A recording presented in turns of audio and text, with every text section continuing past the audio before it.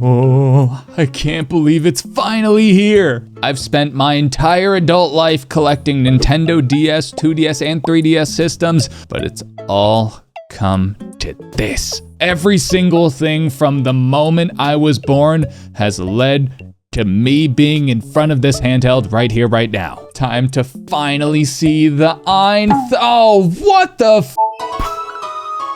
That's right, folks. This is the AYN Thor. One of the most anticipated and celebrated handhelds of the year. It's a dual screen powerhouse designed to play 3DS, DS, and even some Wii U games. With a Snapdragon 8 Gen 2 chipset, 2 AMOLED displays, and a mostly user-friendly software experience, it's a slam dunk double screen device. But the Thor has a little extra magic hiding in that pocket-sized clamshell. It's powerful enough to play Nintendo Switch, Gamecube, PS2, and some PC games using apps like GameHub. I've been completely infatuated with this handheld. I've used it every day for weeks, streamed with it, married it, started a family, cheated on it, then came crawling back, only to find out that it's been getting played by thousands of people on the internet. Anyways, to say that this device is popular would be an understatement. The Thor has completely taken the internet by storm. Fans and reviewers have praised it for being the full package, but does it really live up to that reputation? Or has the hype gone a bit too far and overlooked some of its glaring issues? In this video, we're gonna go deep into the Thor's domain, play some games on it, and put it through a gauntlet of cruel and unusual tests to decide once and for all if this really is the best dual screen handheld money can buy. There's only one way to find out, so let's unfold the Thor. Wait, no, there we go.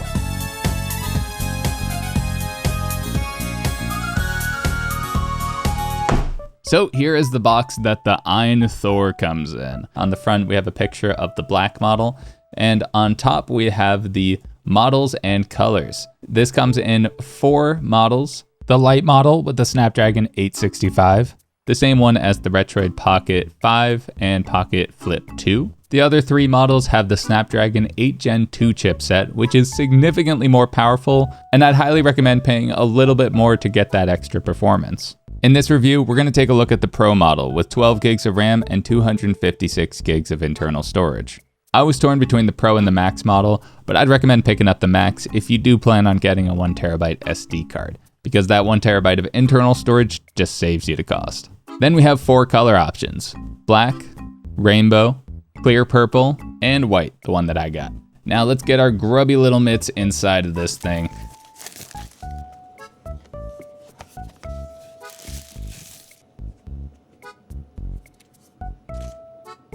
All right, let's put this to the side and see what else is in the box. A C-to-C cable, and we got a couple cards for the manual and specs. So here is the AYN Thor. Now the first thing that stands out to me is the size of this device. It very much is reminiscent of a 3DS XL or a DSi XL in terms of its size. It's compact, but also very substantial, especially with that 6-inch screen up top. Now, similar to the Retroid Pocket Flip 2, this device has a bit of a square shape to it with a kind of a very slightly rounded edge. It's not necessarily the most ergonomically comfortable because it kind of digs into your palms a little bit, but there's plenty to hold onto. The hinge on here is another thing that really stands out to me. It's very smooth and it has 3 snap points.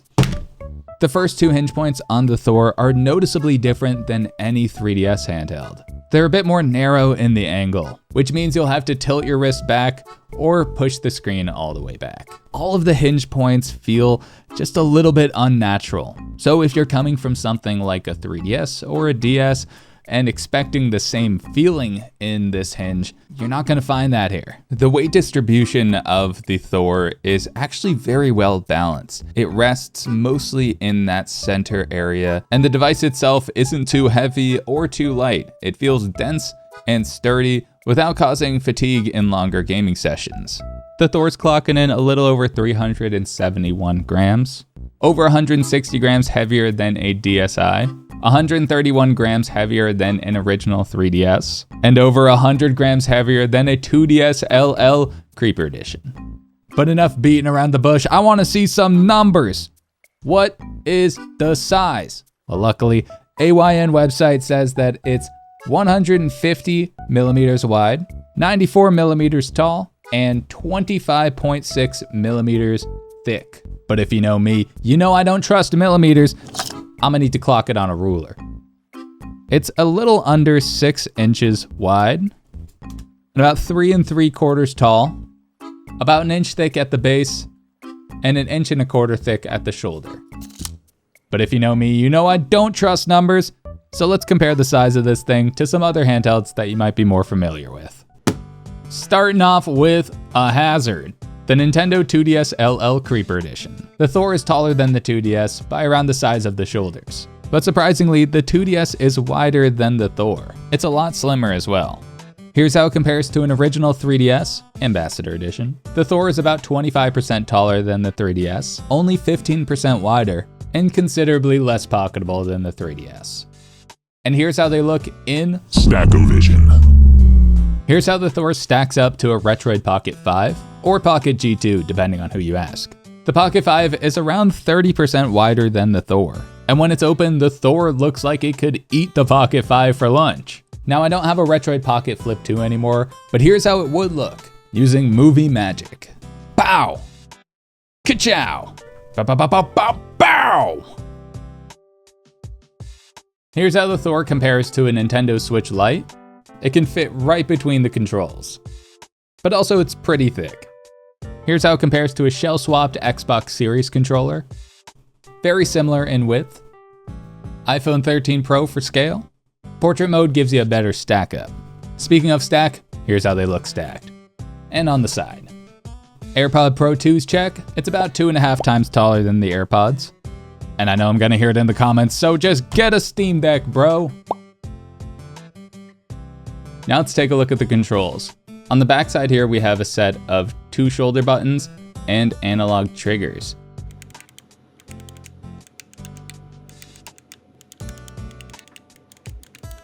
The shoulder buttons are pretty thin, and they're a bit on the clicky side. They wrap around the edge just enough to get your finger to rest comfortably on it, but they're a bit of a reach being this high up compared to the D-pad and right analog stick. Meanwhile, the analog triggers have a very low resistance and a decent range of motion that doesn't go too deep, but the shape of them is a bit on the flat side. Other handhelds and controllers often curve the triggers, so they have a nice natural shape to them and your fingers kind of wrap around. But the Thor has sharp triggers that almost force your fingers to press from above or behind.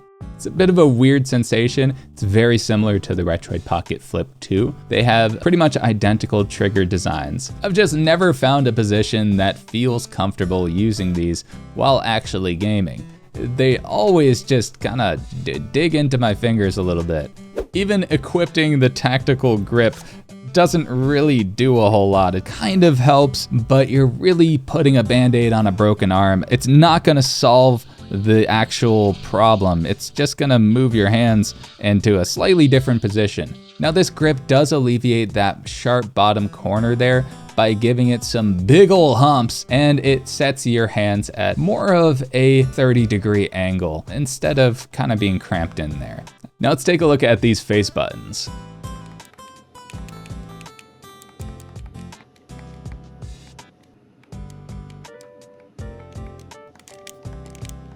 These face buttons are excellent. They're slightly rounded and have a satisfying press to them. They're a little shallow, but still have a nice amount of travel, and they bottom out comfortably. Moving your thumb across them and button mashing a ton is very doable and very comfortable. And they're not too loud, but they're also not the quietest buttons. They're a great balance of pretty much all the best aspects of face buttons, and they really work well with this clamshell design too. The D-pad has all the same features.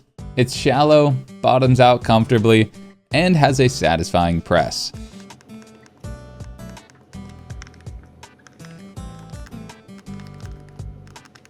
The D-pad is your classic dome switch style D-pad, so presses are tactile and precise, and it also has a pretty low profile. You can hit those corners very accurately. There's a nice satisfying confirmation anytime you press in a direction. However, the placement is a bit unfortunate. It's placed very low on the device, so using this D-pad while playing anything with the shoulders can get pretty crampy pretty quickly. It may feel better or worse depending on your hand shape and size, but I've found myself preferring to use the analog stick instead of the D-pad in a lot of retro games, just because of that distance between the D-pad and the shoulder buttons. Wiggling this D-pad around, you'll also feel this glass surface. Premium devices like the Thor, Odin 3, and newer Retroid Pocket handhelds all have this glass surface. I personally like the sleek feeling of it, but it's not for everyone. Moving on to the analog sticks, these are so smooth and satisfying.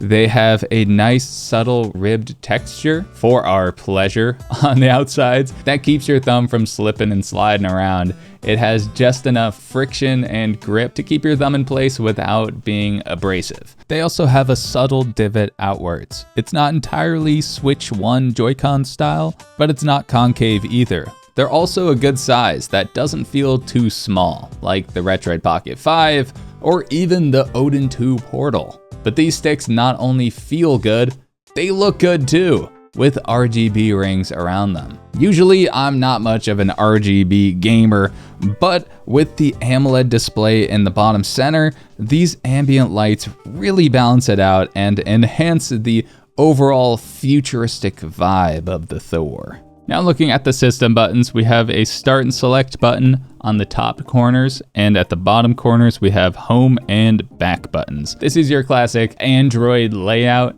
I know that Retroid has been doing this design a bunch. The four corners, the four pillars of retro gaming. We also have a sneaky little microphone hole right there because, you know, this is a Nintendogs device. You can definitely just play some microphone games very easily because it's right front and center there. And down here in the center, we have an AYN button, which is used for the quick menu, which has all your tools for dual screen operations. In the bottom corners, we have two front firing stereo speakers. We'll test the volume and quality of those a little later. Nothing on the left, nothing on the right, nothing on the top, and everything on the bottom. We have a volume rocker, power and sleep button, USB-C for power, data, and video out, a 3.5mm headphone jack, and a micro SD card slot. And then on the corners, we have two lanyard slots. On the back of the device, we have a fan intake and exhaust vents, and then a little grippy kind of waterfall texture with the AYN logo. Now let's run a very rigorous power on time test to see how long it takes to turn this thing on. This thing practically speed ran the power on time test, clocking in a little under 15 seconds. That is very impressive, especially for an Android handheld like this. That's a pretty solid score. Powering on the Thor for the first time, these two AMOLED displays just absolutely pop. They are so beautiful, and this bottom screen really just melds right into that glass. So there's no bezel on it. It's futuristic almost. Everything just feels right. But you know what's missing is some games. So AYN doesn't include games with their handhelds, and that is a respectable move, but that also means that we have to bring our own games, or BYOG, as somebody says.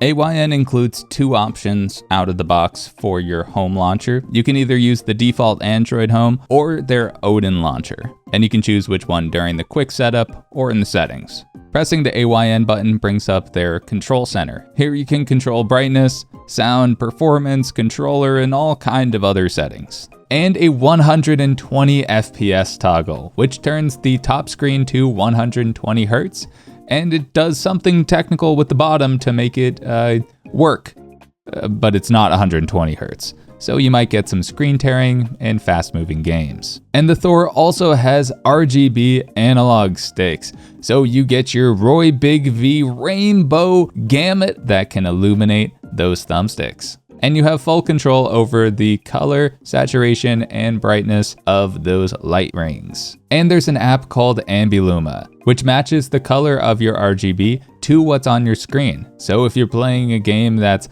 maybe underwater, then it'll give it a blue, kind of darker tint. Or if you're in a magma zone, it'll give it a fiery red color. It is a paid app, but you buy it once and it works on all your devices. So I've done enough noodling around on this handheld, but I think it's time we play some games. So I'm gonna go put some games on an SD card and we'll see how they look, play, and feel on the AYN Thor. Let's check it out. So it's been about 2 months since I recorded that footage and I have been playing the Thor every single day. Needless to say, we got footage of a lot of different consoles and games, from dual screen systems all the way up to PC games. So let's kick it off with some 3DS footage at 4 times upscaled resolution. Off the bat, playing 3DS games in high definition is so enjoyable. The controls feel natural and the screens, while they're not the exact ratio of the 3DS, are close enough to still feel like a modern 3DS. Now, when it comes to actually playing these games, we have to use emulators. You'll probably hear other people using Azahar as their 3DS emulator,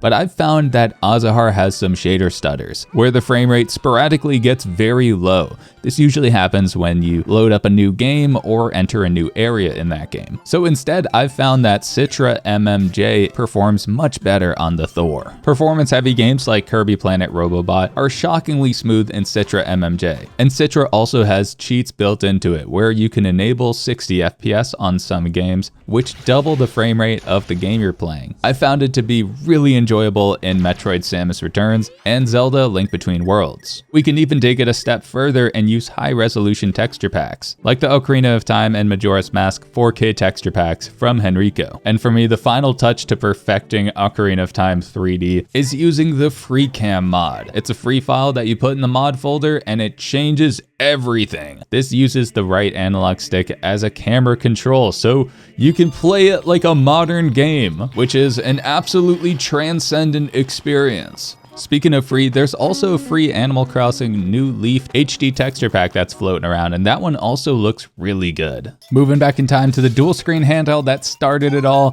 the Nintendo Dual Screen, or more commonly known as the Nintendo DS. Now, DS games are a walk in the park for the Thor. We can actually upscale them at 7 times their native resolution, all the way up to 1080p, but the aspect ratio of the original DS is 4:3, so we have a ton of empty space on the sides. Theoretically, you could have a background or overlay fill in that empty space, or you could stretch it out like a demon. Either way, upscaled DS games look fantastic.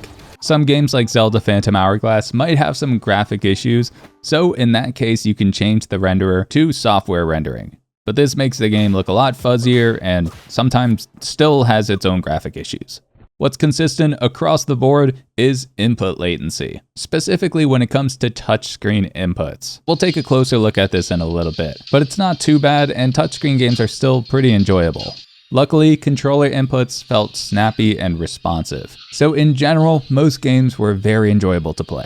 Now, there's a ton of consoles that this handheld can emulate, but there's one system that might just be superior to every other system of all time: the Nintendo Wii U. Now, we only dipped a toe into the Wii U ocean, but Zelda Twilight Princess HD runs pretty dang well. There's some occasional slowdowns and crashes, and I haven't gotten too deep into the game, but Wii U emulation is in a very early stage right now, especially on the dual screen side of things. However, the biggest thing that'll improve your Wii U emulation experience is using a custom driver, like the Mesa Turnip driver. Out of the box, you're gonna have some graphic glitches using the default system driver, so you need to get a custom driver. We're using the latest Mesa Turnip driver here, and so far, all of the graphic problems are pretty much fixed. Now, I know this might be a curveball, and a lot of you probably didn't see this one coming, But the Thor can also emulate a ton of Nintendo Switch games. You can run your heavy-hitting classics like Zelda Crazy Breath at 1080p, getting between 30 to 45 FPS on average. This is above what the original Switch can do because we're using a frame rate mod.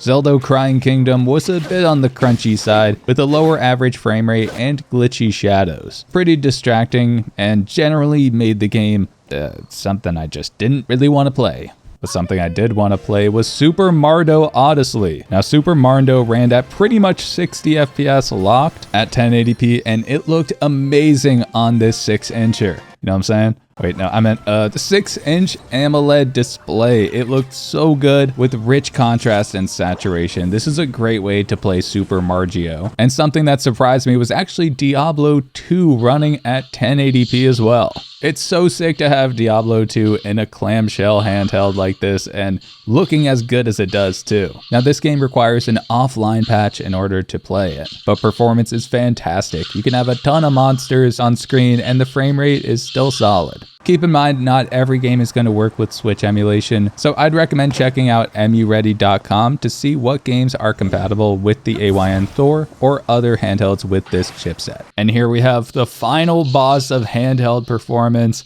Windows PC games. This is similar to how the Steam Deck plays PC games, but this is a less powerful handheld and it's running Android, so we're going to have less compatibility across the board. We're running all these games in GameHub Lite, which is a deep-loaded version of GameHub. Now, there's some slight compatibility and performance differences between the regular GameHub and GameHub Lite, but overall I prefer using GameHub Lite because you don't need to create a GameHub GameSir account to use the app. Now, in general, you can expect a lot of lightweight indie games to run very well. 2D games like Hollow Knight Silksong run great and look great too. Unfortunately, controls on here are a bit crampy, especially first-person shooter games that use the triggers a lot. Now, performance-wise, I've been pretty impressed with the Thor. You can get Valheim running at a luxurious 30 FPS on here with pretty low settings. It doesn't look the best, but it's super playable. And we also have super resolution and HDR filters too. HDR increases the saturation and contrast by about 25%, and super resolution makes 720p look like 1080p.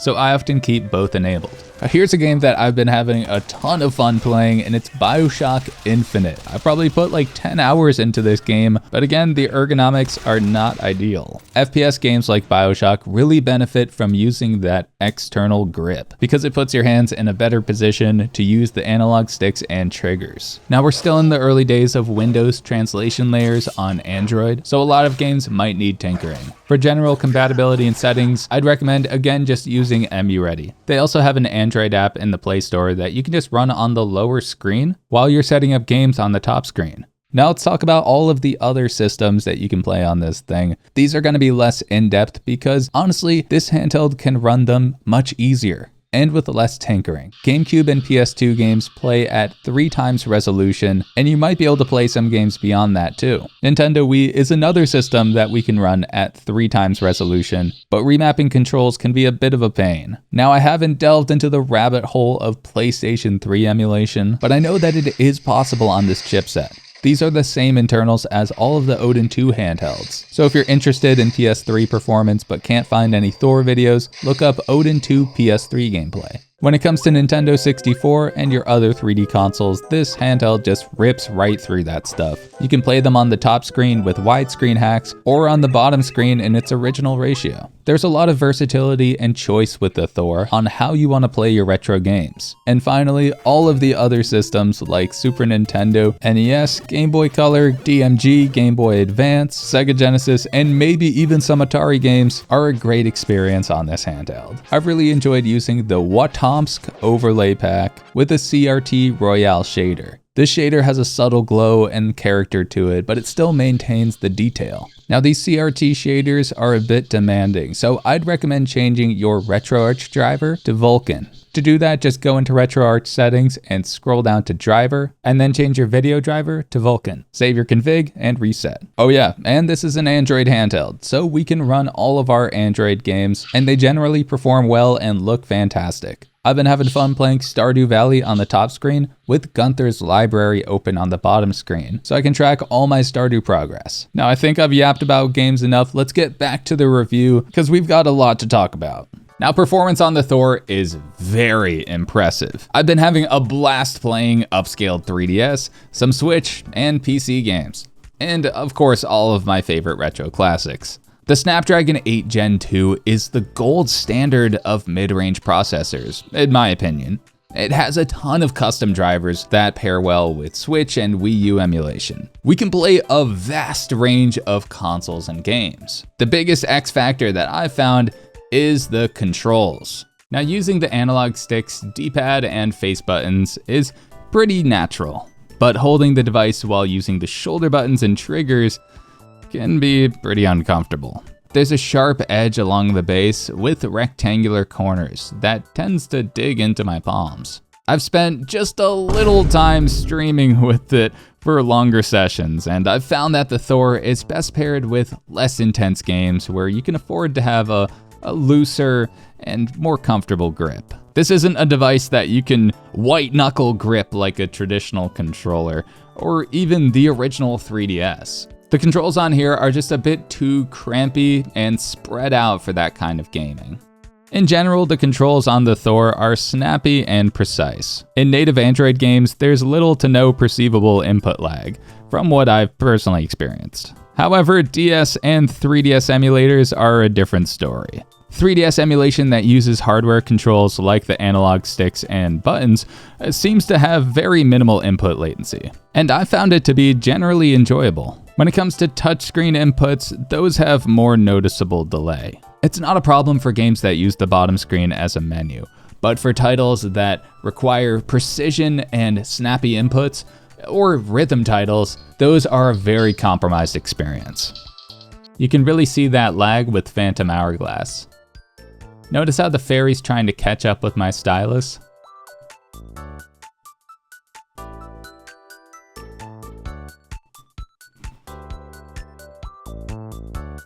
Another game that you can see this input lag is Metroid Prime Hunters, where you use the bottom screen as essentially an analog stick.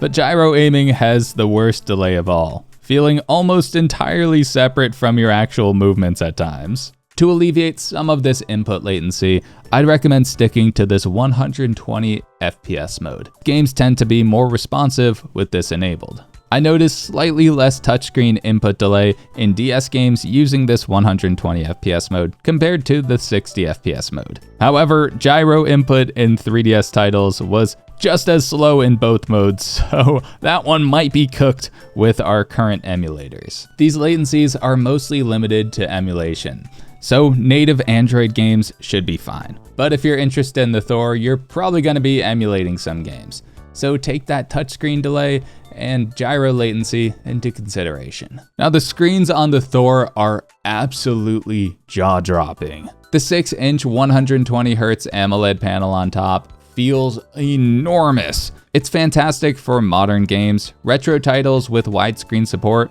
and watching YouTube videos from Montotech. Meanwhile, the 3.92-inch panel below is just as vibrant. And this one's perfect for secondary apps, retro games, and the AYN Performance Zone.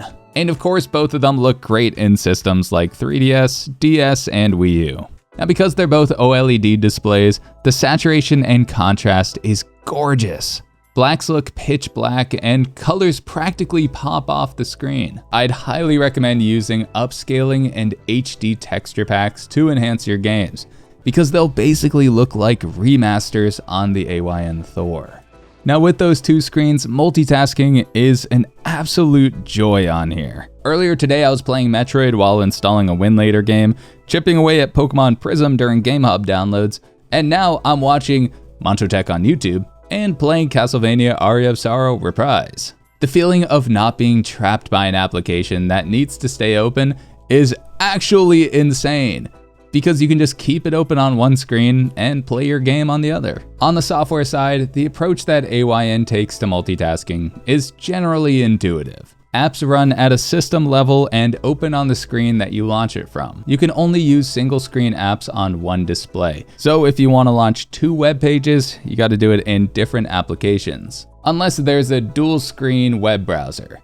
And I'm not talking about the DS Lite browser. Unfortunately, multitasking isn't without its quirks. Switching an app from one display to the other requires you to launch it from the home screen. So you got to go to the home screen on one window, and then if you're using a launcher, then it might not work properly and you might get that problem. There's currently no quick way to just slide an app from one screen to the other and reorganize active applications. In terms of the overall software experience, I'd consider it to be mostly user-friendly. The Thor runs Android 13, which is a solid build of Android that doesn't need too much tinkering out of the box. We have access to the Play Store for our usual Android games and apps, but when it comes to emulators, I'd recommend installing Obtainium. This is an app that lets us install and easily update all of your different emulators from GitHub and other websites. Installing them is as simple as downloading the dual-screen Obtainium emulation GitHub pack from the link in the description, and then tapping Obtainium import, and then just tapping that file that you just downloaded. And when there's a new update for one of them, you'll get a notification, and then you just tap, and it'll automatically update the app. It's so simple, and I install this on pretty much every device that I own. Now, setting up the emulators after installing them can be a bit of a chore, especially when you have all these different systems to go through. So I'd recommend following this setup guide from Retro Game Corps. That video is specifically geared towards a dual screen system, so if you want to configure your regular Nintendo Switch, PS2, and Gamecube, then I'd recommend another guide by Retro Game Corps. Luckily, with a lot of them, you can get away with just mapping the controls and importing the BIOS files as needed. Now let's talk about one system that you might be interested in, and that is Nintendo 3DS. When it comes to 3DS emulators, there's two main options right now, Azuhar and Citra MMJ. In general, Azuhar has more accurate emulation while Citra has better performance. But from my experience, Citra's performance increase drastically outweighs any sort of slight emulation inaccuracies. However, it also doesn't have save state functionality as of right now. So we gotta save like our distant ancestors and just save in game, the old fashioned way. Or just close it when you wanna put it to sleep and then open it back up when you wanna play again. Now on the other hand, Azuhar has a couple of its own quirks. Most notably, Azuhar requires CCI files, which literally just means renaming those .3ds files to .cci instead. That's all you gotta do. There's no file transformation or anything, just rename the file extension. Now, the biggest drawback to Azuhar, in my opinion, is that there's a considerable amount of shader stutters when you first play a game or when you first enter new areas. As you play the game more, stutters often become less frequent, but this happens at any resolution, from the original 1x resolution all the way up to 4x resolution. You'll still get those stutters. As long as gameplay is generally smooth, you can push the resolution to upscale all the way up to that 4x resolution or 1080p. Meanwhile, Citra MMJ performs significantly better. It can handle most 3DS games at 4x resolution with minimal slowdowns. And you can also use 4K texture packs, run some games at higher frame rates like 60 FPS, and use other cheats too, like the Ocarina of Time FreeCam mod. Now you can do all those same things and more with Azuhar, but the performance increase of Citra MMJ just brings me back to it every time. It's my #1 choice as of right now. So it really feels like this is the first time we can play dual screen 3DS games upscaled at a reasonable price. Of course, there's other options, but the Thor sits in a special Goldilocks zone of price, performance, and quality that really raises the bar on dual screen emulation as a whole. Now, a big part of modern Android devices is making them feel like dedicated handhelds. One way we can do this is by using Frontend Launchers, which are apps that we can use to launch our games and everything else from.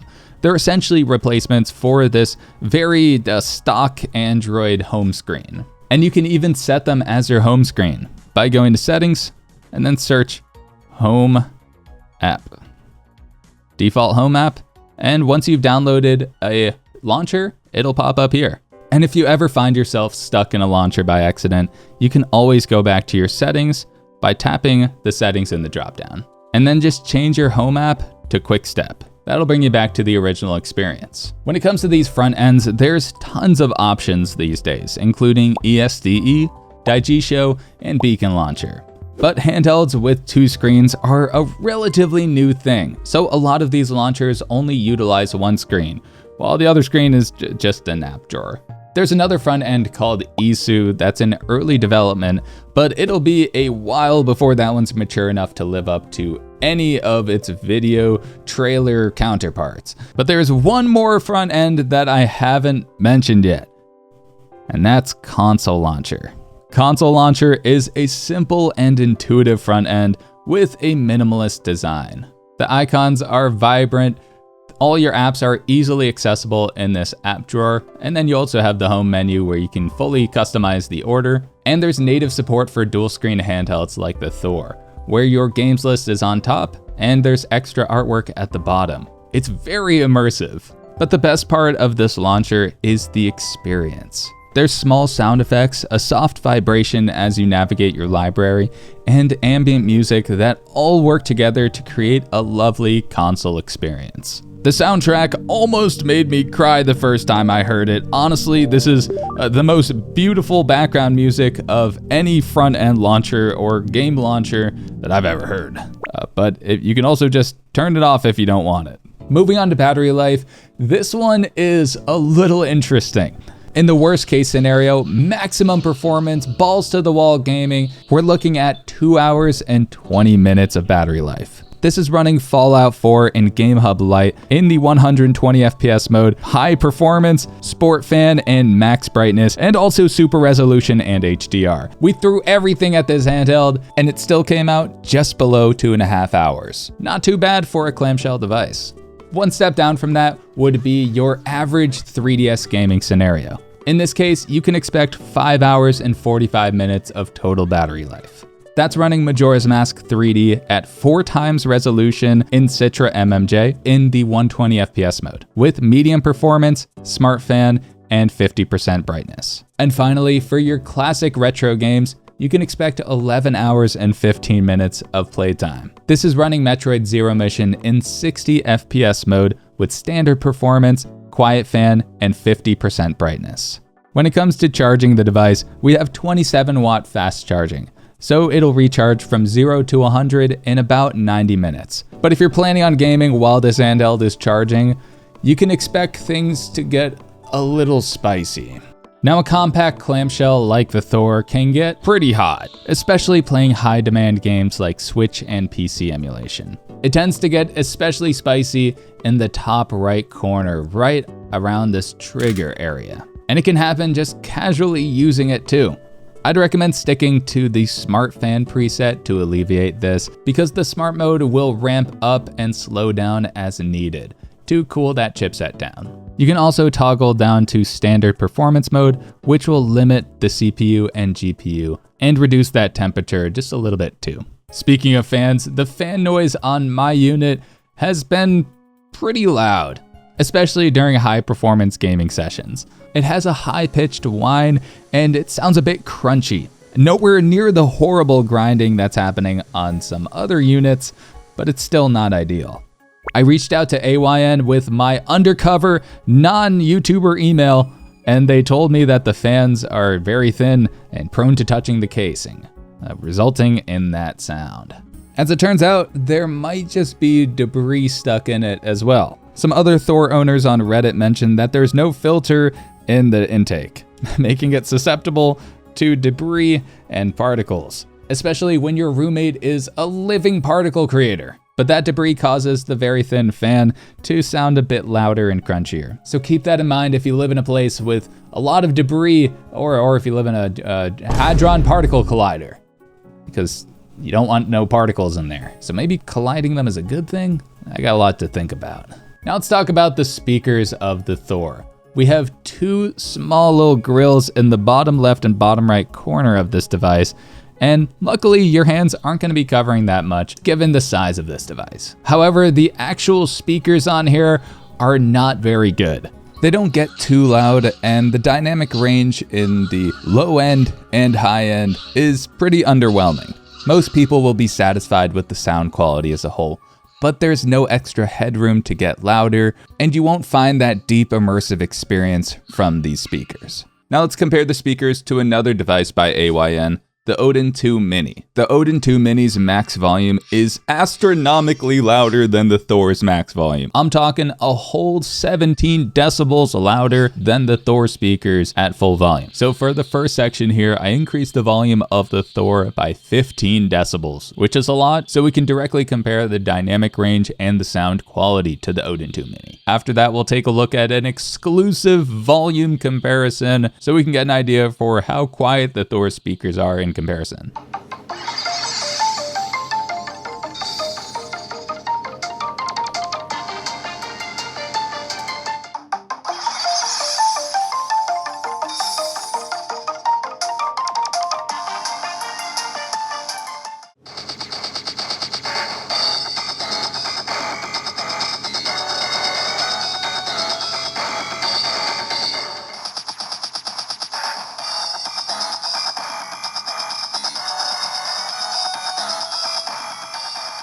Let's directly compare them using my on-camera microphone in one shot, both at max volume.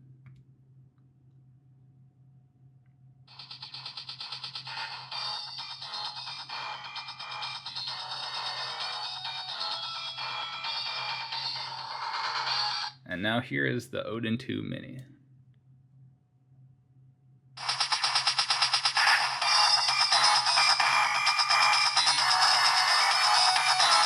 Just a little bit louder. So while the speakers might not be as thunderous as you'd expect, I'd recommend picking up a pair of cheap but high quality earbuds like the Xiaomi Pistons. These go for $3 on AliExpress and are super crisp with some low end as well. But you can use any pair of 3.5mm or USB-C earbuds, or even Bluetooth headphones, but those often come with some audio latency. And now comes the part of the video where I just relentlessly gush about this thing. I'm absolutely obsessed with the Thor. This is the first retro handheld since the Anbernic RG556 that I've clung onto for this long. I've literally just been playing this for over a month instead of actually reviewing it. It plays everything I want. It looks amazing, it feels solid, and I can take it anywhere. It's certainly not the most comfortable device, but it nails so many different things that its flaws often melt away when I'm using it. It's pretty much my daily driver because there's so much fun you can have with it, and it's so unique. I just love the versatility of this device. It's dual screen, so 3DS and DS games run perfectly. It's powerful enough to run some Switch and PC games, and it has a beautiful widescreen and that more square second screen, so you can choose which one to play retro games on. And on top of that, it's a compact clamshell that's pretty similar to a 3DS XL. The handheld feels liberating. When using this handheld, my reviewer brain just shuts off, and I have so much fun playing it. This is my clamshell companion with all my retro games and even some modern ones, and it really just makes me happy to have it. The Thor is not perfect. There are plenty of aspects that on paper might be either impressive or maybe need some more refinement. But beyond those factors, the AYN Thor really stands out as a handheld that captures the console experience. The combination of quality, power, portability, and overall versatility makes this an incredibly compelling device. This is not my endgame handheld because there's obvious room for improvement. But if you can look past its hardware and software flaws, the AYN Thor might just be the best dual screen handheld money can buy. So that's the AYN Thor, the dual screen thunderous powerhouse that has taken the world by storm and really just swept me off my feet. What do you think of this dual screen device? Let me know in the comments below. And while you're down there, make sure to thunderclap that subscribe button and lightning strike the like button for more reviews, tutorials, and live handheld content. Thank you so much for watching and hanging out with me. I'm Montotech, and I'll see you in the next one. Later! If you like this video, you should check out my review of the Retroid Pocket Flip 2. It's a single screen clamshell, kinda like the Thor, but with a few things done a little differently. So if you're a clamshell connoisseur, you can check out that video here.